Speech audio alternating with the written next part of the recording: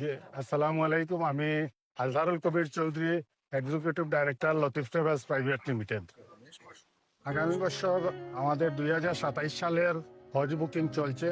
আমরা বিশেষ করে আমাদের আসলে বাংলাদেশের 1,27,000 কোটা, সেখানে আমাদের 80-82 হাজার কোটা ফুলফিল হয়। আমরা চাচ্ছি আমাদের দেশের পুরো কোটাটা প্রবাসীদের সাথে সাথে নিয়ে আমরা ইউরোপ, আমেরিকা, কানাডা, লন্ডন